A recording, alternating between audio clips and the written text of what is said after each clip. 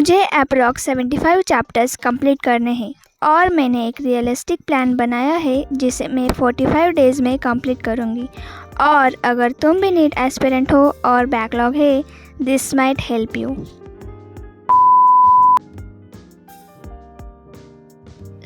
अभी मेरी सिचुएशन थोड़ी चैलेंजिंग है।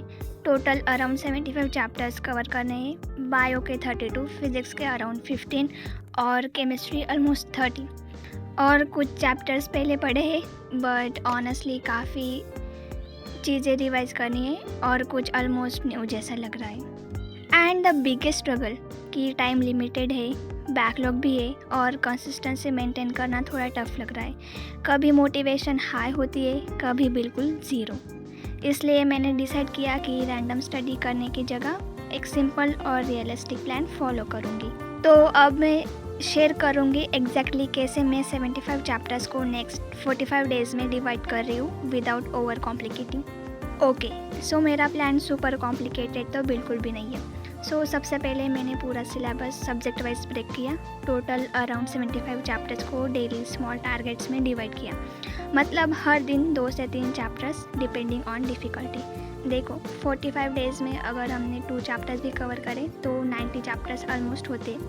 बट अगर आपको सब सिलेबस कवर करना है तो आप एक दिन में 3 चैप्टर्स भी कर सकते हैं। बट मैं 2 से ढाई तक करूँगी बिकॉज़ फर्स्ट रीज़न कि रोज़ से मोटिवेशन तो बिल्कुल भी नहीं होता और रिवीजन के लिए भी टाइम चाहिए।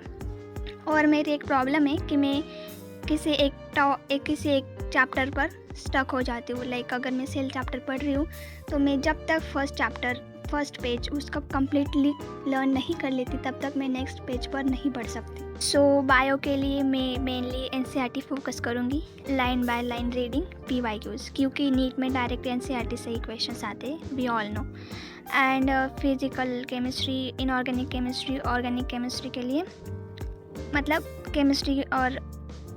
केमिस्ट्री के लिए एनसीईआरटी रिएक्शन रिवीजन और फिजिकल केमिस्ट्री के लिए फार्मूलाज और क्वेश्चन प्रैक्टिस। फिज़िक्स के लिए डिटेल थ्योरी में ज़्यादा टाइम वेस्ट नहीं, मेनली कॉन्सेप्ट रिवाइज करूँगी और फार्मूलाज और क्वेश्चंस करूँगी। मैं परफेक्ट प्लान फॉलो करने का प्रेशर नहीं ले रही। गोल है डेली प्रोग्रेस, चाहे स्मॉल ही क्यों ना हो। अगर एक दिन मिस हो गया तो नेक्स्ट डे एडजस्ट करूँगी इंस्टेड ऑफ क्विटिंग। अगर तुम भी बैकलॉग या लेट स्टार्ट फील कर रहे हो तो मे बी ये सिंपल अप्रोच हेल्प कर सकती है। और हॉनेस्टली मुझे नहीं पता सब परफेक्टली फॉलो होगा या नहीं, बट एटलीस्ट अब रैंडम स्टडी करने की जगह एक क्लियर डायरेक्शन है। अगर तुम भी नीट के लिए प्रिपेयर कर रहे हो या बैकलॉग क्लियर करने की ट्राई कर रहे हो, कमेंट्स में बताओ तुम्हारे बिगेस्ट स्ट्रगल क्या है, लाइक टाइम, मोटिवेशन या कंसिस्टेंसी। लेट्स सी कैसे ये जर्नी अनफोल्ड होती है।